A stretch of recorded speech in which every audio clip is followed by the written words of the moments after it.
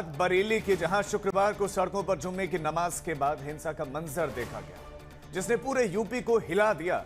पत्थरबाजी हुई, पुलिस पर हमला हुआ, 22 जवान घायल हुए, 10 एफआईआर दर्ज हुई, 39 लोग हिरासत में लिए गए और मौलाना तौकीर रजा जेल की सलाखों के पीछे भेज दिए गए। लेकिन इस बवाल का असर अब राजनीति में भी गूंज रहा है। बरेली की सड़कों पर बवाल हुआ और सियासत का ये सबसे बड़ा मुद्दा बन गया। विपक्ष इसे सरकार के पक्षपातपूर्ण कार्रवाई बता रहा है, जबकि सत्ता पक्ष का कहना है कि ये तो योगी राज है, जहां दंगाइयों के लिए कोई रियायत नहीं है। यूपी में दंगाइयों और माफियाओं के लिए काल है योगी आदित्यनाथ। यूपी के मुख्यमंत्री योगी आदित्यनाथ ने भी साफ चेतावनी दी कि मौलाना भूल गया कि शासन किसका है।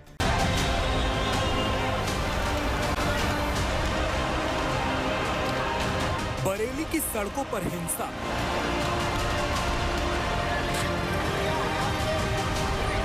बरेली की गलियों में बवाल, नमाज के बाद पथराव और अफरा तफरी। बरेली की अल हजरत दरगाह के करीब मुस्लिम समुदाय के कुछ लोग शुक्रवार को आई लव मोहम्मद के पोस्टर लेकर उतरे। देखते ही देखते ये विरोध प्रदर्शन हिंसक टकराव में बदल गया। प्रदर्शनकारियों ने पुलिस पर पत्थरबाजी की, जिसमें 22 पुलिसकर्मी घायल हो गए, जिसके बाद पुलिस ने जमकर लाठियां बरसाईं।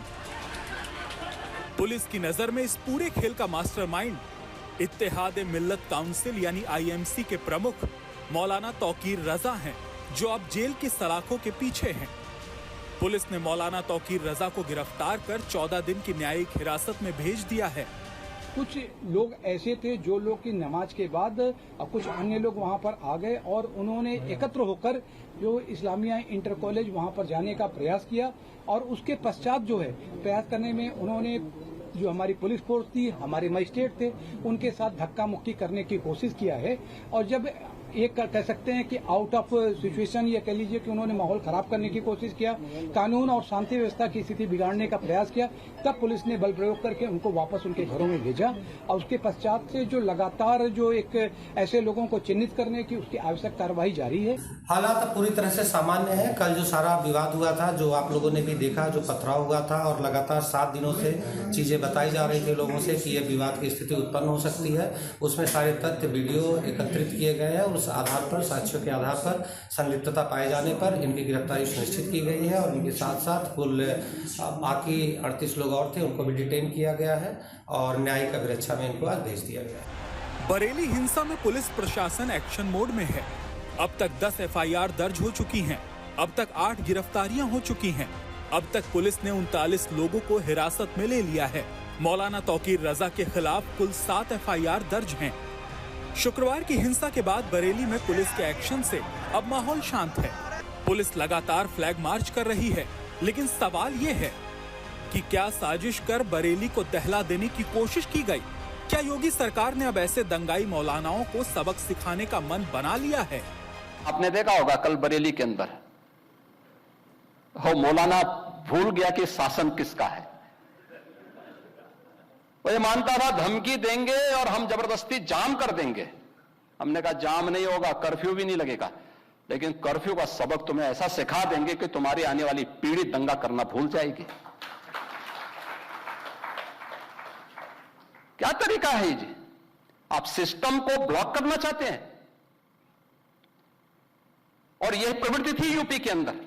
17 के पहले यही होता था और हम इसी बात को कह सकते हैं कि 17 के बाद हमने कर्फ्यू भी नहीं लगने दिया, लेकिन ऐसे बैरियर को चुन चुन करके वे जिस प्रकार की भाषा को समझते थे उस प्रकार की भाषा से उनको समझा करके उसको उसकी सजा दिलाने का काम भी किया है।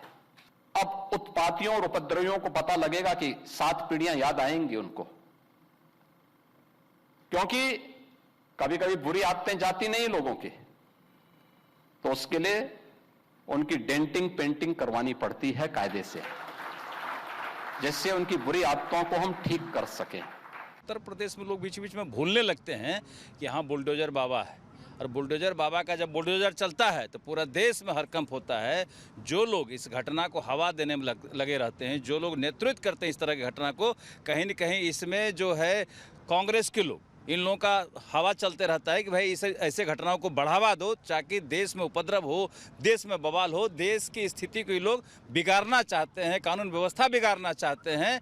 तो उत्तर प्रदेश में बुलडोजर बाबा हैं और हम समझते हैं कि जो भी ऐसा करेगा, बुलडोजर चलेगा, इनकाउंटर होगा। तो देख रहे हैं कि उत्तर प्रदेश का नकल पूरे देश में हो रहा है। तो इस तरह का गड़बड़ी करेगा तो वहाँ बचने वाला कोई बात नहीं है। कोई गड़बड़ करने के लिए सोचे भी नहीं, कोई गड़बड़ करेगा तो बचेगा नहीं। हुकूमत सख्त मुसलमानों की मुखालफत पे आमादा है और मुसलमानों को अल्लाह और रसूल का नाम भी लेने देने के लिए तैयार नहीं है। इसके खिलाफ जितना दबाया जाएगा ये मामला उतना उभरेगा। अगर हमें हमारे मजहबी उमूर से रोकने की कोशिश की जाएगी, हमारे अंदर भी कुछ ऐसे नाअक़िबत अंदेश लोग हैं जो मुखबरी करते हैं, मुनाफिकत करते हैं। इन लोगों ने माहौल को ख़राब करने की कोशिश की है। मैं अगर मौके पर चला जाता, मैं वहाँ नमाज़ पढ़ लेता, अपना मेमोरेंडम दे देता, तो बरेली में किसी किस्म का कुछ नहीं होता।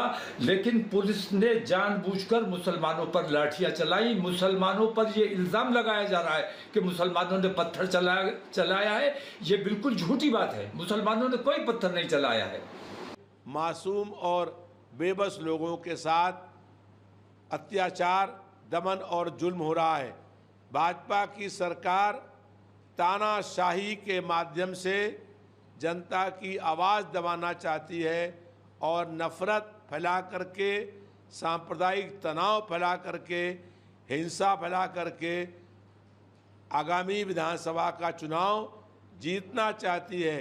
लेकिन बरेली का बवाल केवल पथराव नहीं था, ये कानून व्यवस्था को चुनौती थी। और अब योगी सरकार ने साफ कर दिया है कि दंगे के मास्टरमाइंड चाहे कोई भी हो, जेल ही उनका घर होगा। मौलाना तौकीर रजा का ये अध्याय सिर्फ शुरुआत है या अंत, इसका जवाब आने वाला वक्त देगा। बरेली से कृष्णराज गोपाल, संतोष शर्मा के साथ, पटना से रोहित सिंह के साथ आज तक ब्यूरो।